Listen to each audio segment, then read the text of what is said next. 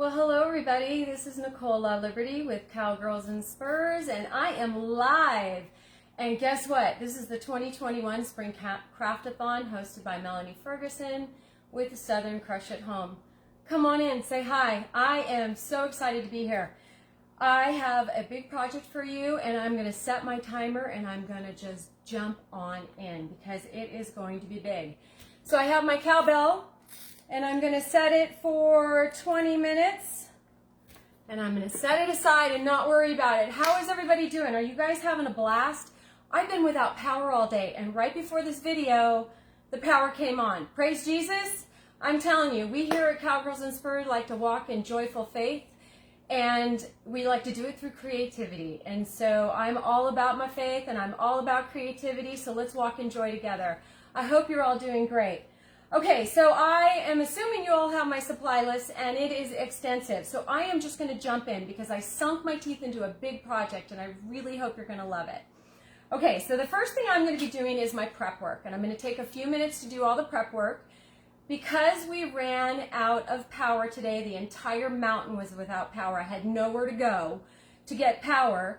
I lost a couple supplies, so I'm going to be improvising, so bear with me. But what I am going to be, and I also prepared a bunch of stuff so the glue could dry because I had no access to a hot glue gun, nothing. So let's see what I came up with, okay? So what I'm going to be using for my first portion is this 12-inch wood round. I got this at Lowe's. It was like $7.99. I was really surprised they came up with a cheaper version of this wood, okay? And we're going to stain it. And I'm going to be using an oil-based finish. This is Minwax wood finish. It is a penetrating stain, and this is an early Americana. I love this stain. So let's start with that, and then I'll move on to the next thing. So I'm going to go ahead and open my can. I make sure and I kind of shake it up a little bit just to get the sediment off of the bottom. Now I have my little fingertip pads on because I'm going to be bending some wire later. And I keep burning myself with my glue. So these are my protectors. All right, so I'm just gonna take a chunk of cotton. I painted it on and it goes really dark, so I'm gonna show you how to layer it. You wanna stain with the grain. And all you wanna do is saturate your pad and kind of just rub back and forth with the grain like this. Y'all doing fun? Hello everybody, thank you. I love my apron too. My best friend gave it to me a couple years ago, and we've all on my page been trying to find duplicates so we can share the love, because if you follow me, you know I'm in love with my goats. I love my goats. So go to the edges, okay? Making sure you've got your stain all around your edges. I like it rustic, so if it's a little blotchy, I'm okay with it, because if I don't like it, I can just come back in and stain it a little bit. I'm going to stain the front, the sides, and the back because I like to have finished edges. And when I'm done, it just hides if you have any imperfections. A good stain job will hide all that. So there we go.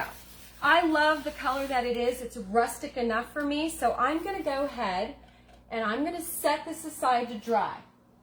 So I'll put it right here. And we're going to move on. This is another piece of prep work. I also had you guys buy 2.5-inch flat-backed wood bead rounds. These are 2.5 inch. They're jumbo and they're heavy. So once this wood project's done, it's going to be heavy. So we need to reinforce it. But first we got to get these guys ready. So what I did, took a plain one, same technique, took my stain, and I just rubbed it all across my wood round. Can you see that? Just like that. Okay? Now, I'm going to set this one aside because I have a bunch of them that are finished, but you're just going to want to make sure every single nook and cranny is beautifully stained. Look at how gorgeous that is. I love it. Now, one of the other items that I told you to get, let me get my lid on here because I'm pretty clumsy and I like to spill stuff, which is why I'm wearing an apron because I ruined so many clothes. Okay, I love this stuff. I use it on so many projects. You are going to follow me. If you're going to follow me, you need to have this stuff on hand. I love to wax. I love to stain. I love to mix my mediums. I like to change the dynamic of my mediums. This is Minwax Grain Highlighting, what do they call it? Finishing wax, and it is in a white finish. Now let me show you what I'm going to do with this. I need my other rag. Let me see where I put it. Right here in my rag bucket, and I'm going to glob on a decent amount. Now let me show you what I did with my stain. This one's stained and it's already dry, and I'm just going to glob on my white wax. Now you need to let this finish and dry, okay? It needs to dry, and when it ends up drying, you get this aged look. Look how messy that is. Now I would let this sit for a couple hours, and I'd come back in with a paper towel, and I would do a buffing, kind of a blotting, a smushing, whatever you want to call it. I would just get in here and make some fun aging whitewashing with it, okay? So you're going to do 10 of those. Now the link I gave you for these rounds, there's a dozen in the package that you'll get. They are fairly expensive. So I pulled out 2 because by the time I got them finished around my round, I needed enough space for my embellishment, which is the highlight of what I'm going to do. So another thing that I had to do today is I had to drill a hole through this because I didn't have any glue, and I didn't have any glue that would dry. So what I did is I took my drill and I got a spare piece of wood. Let me show you how I did it. And I put this on a spare piece of wood. And then I used 1.5 inch finishing nails. And I took my drill and I went to the side and slowly got a hole started because it is slippery. And then very carefully I drilled all the way through my round so that I had a nice little nail hole, okay? You're gonna need to do that to all of them. First you stain, then you wax, you let it dry. Buff it, drill it, set them aside. That's what we're doing right now. We're setting them aside because we're going to need a larger drill bit for the next step. Okay, so I'm going to switch out my drill bit. That one didn't stick. Come on, girlfriend. There we go. Okay, I'm going to set that aside, and I'm going to set my wax aside because we're done for the wax for the next minute. Okay, another one of the supplies I told you to get was these wonderful tin aluminum cookie sheets.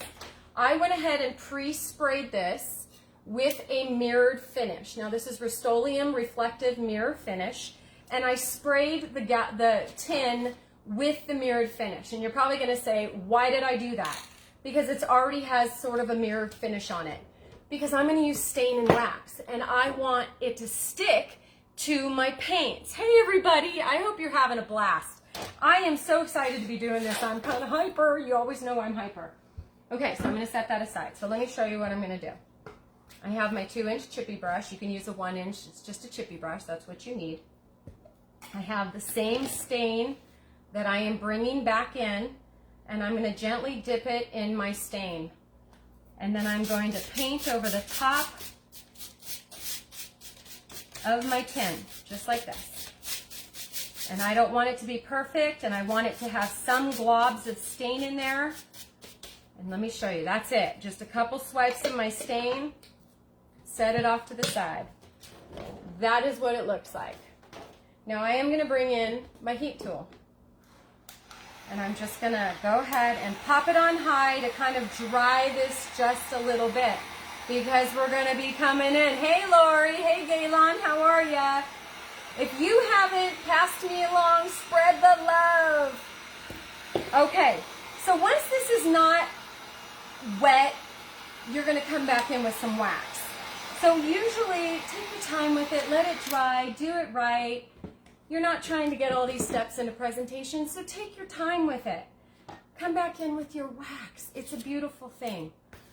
Okay, and we're just going to smear the wax over the top of your your stain, and you're going to rustic it out, okay? You are going to repeat that process about 3 times. Let it dry in between. And what you will be left with, I'll show you in just a second. But that is what it looks like. Very rusticy, galvanized, rusted metal. Now, take your round. just like this, and stick it on top of your cookie sheet and smash it. That's fun. Smash it and crinkle it. Now what I like to do, and it just saves time, is I can take my X-Acto knife and I can run my X-Acto knife all the way around my round, cutting out my tin. It doesn't have to be totally even, but you want it to somewhat and mostly fit your round. Now I have a couple layers of poster board on my table to save my table from any issues. Oh, I'm already at 10 minutes. Dang, this stuff flies. I love it, love it, love it. Okay, so once you have your round cut out, toss the rest, and you have this. Not done yet. You're gonna fold it. You're gonna fold it this way, and this way, and zigzag it back and forth in the folds. Okay, we're just creating seams. We're creating a little bit more texture. Okay, let me get my fingers dried off, and then just open it up like an accordion. Okay, and now you have a rustic panel. You're going to go ahead and tack this and glue this onto your board. So it'll end up being a rustic base like this. You with me so far? Okay. So I need 6 minutes to do my bow. So I have 3 minutes to show you how to attach these. So if you have hot glue, this is where I would bring in your hot glue. And then you already have your nail holes. So make sure your nail hole rest. I would start your first 2 top ones like this, tack them in with your nail, and glue them in place and let it sit so it dries. Let me show you what it comes up with. And this is what I had to do prior to, because I wasn't sure I was going to get everything dry in time. And this is what you're going to end up with. Okay? So let me set that aside for just a few minutes because we have to do our banner. So break out your poster board. And this is where I have to apologize because I can't find my carbon paper. It blew away in the wind when I was trying to set it outside and I panicked. So I made a backup version. But what you're going to do with my template is cut out, here's my template. If you email me at NicoleCowgirlsandSpurs@yahoo.com, I will send you this template, okay? And you're going to cut out your banner. All right. So this is what I came up with. Here we go. I used puffed paint to spell out Hello Spring, and I just painted stripes in the yellow, the green, and the pink, and I just made myself a cute little banner. When it dried, I went over it with stain. The lettering is puffed paint with glitter on top. Easy peasy. You can decoupage, but this isn't the piece de resistance. This is just a backup fun little addition. So I wasn't wanting to spend too much time on this. But let me show you what we are going to do. I'm going to put all this aside. I have lots of ribbon, lots and lots of ribbon. And I have it in several different sizes. I have my 24 inches, I have my 12 inches, and I have a variety of ribbons. Can you see them? From ball pom-pom ribbons to lace to antiqued ribbons. I have the 3 different sizes and I have them clustered. And then I have a small version that is only 10 inches. And that's going to be the top layer that I do. All right, so let me set that aside. Now, yesterday I did a video on Cowgirls and Spurs, and I antiqued all my flowers. So let me show you how I did that. So this is what my Dollar Tree flowers looked like before I stained them, and this is what they look like after, okay? So I just prefer an antiqued look, so I made an antique look. And so I also have from the Dollar Tree these dangly kind of, I don't even know what they're called, but they're dangly. So there they are. And I did them in the same coordinating colors. So let me show you how I'm going to put it together. Now, I'm going to be using the La Liberty bow block. And this is what it looks like, okay? And this is how I'm going to use it. I have a pipe cleaner and I have 2 cable ties. One cable tie goes horizontally. The pipe cleaner goes horizontally. And then you take your vertical zip tie and you just slide them right underneath. You want it to be your bottom layer. Now I could have put it in there first, but I didn't. Okay, now I'm gonna kind of come up on the higher part of my screen because I want you to see what I'm going to do. I have a variety of flowers that I already pieced out. So let me show you. And I just dropped one. Sorry, I need to grab it because it's essential. And so this is what I have so far. And I'm going to use my base first. How am I doing? I'm doing fabulous. Okay, wonderful. Okay, so I cut all my strands. This is one I also had. It looks like heather or lavender, and it has these little loops on it. So I'm going to squeeze these in my center pegs. Squeeze them in my center pegs so that they're overlapping over my vertical zip tie. I have 2 white and 1 pink. I'm just gonna, and what I did was I looped these so that they would catch. And that's where my bending of my fingers on my wires. So I'm making sure that my zip tie is in the center and everything kind of overlaps like this. Okay, here we go. I'm gonna do this fairly quick. You can watch me, and if you want more details on this, you gotta come follow me. And so I'm just gonna be layering in my flowers, all my little antique flowers, how I wanted them positioned. Alternating some colors, alternating some variations of different flowers, different sizes. I cut them at different lengths to kind of get some fun texture in there. And then I just keep repeating the process. Just like that. Adding some more fun. This is a no glue technique. The key is do not clutter up your center yet. Okay, so I'm going to shove these all down. Now watch this. I'm taking my long ribbons and I wrapped them with the pipe cleaner to keep them together. I'm going to take the pipe cleaner off. Just like this. Just like this. And I'm going to lay them down the center. Like that. Just shove them in there and let them hang. Okay? Now I'm going to take the second row. And I'm going to do the same thing.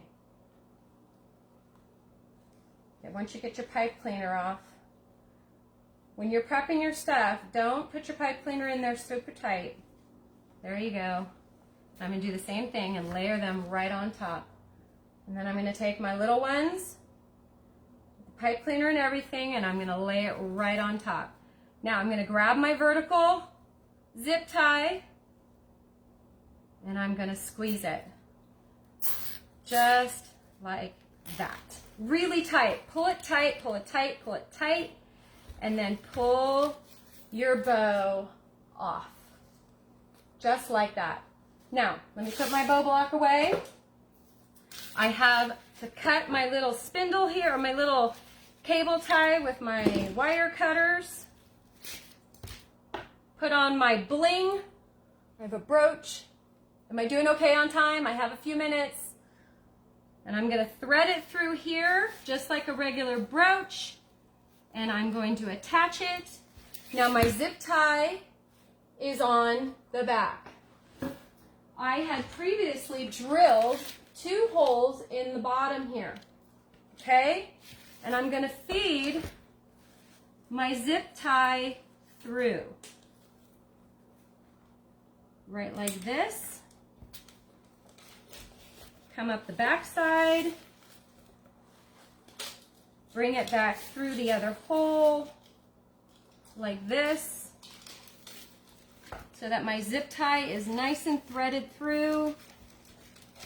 And then I'm going to tighten it with the marrying end. Come on, baby. And just keep working it until you get it nice and tight. There we go. Take your wire cutters and cut it, arrange it so that it's nice and beautiful. Let me grab this real quick and I can glue this on, and here you are. Hello, spring. Wow, that went by fast. All right, I love y'all. See you soon. Come check out my page soon, and please enjoy all the crafters. Bye-bye.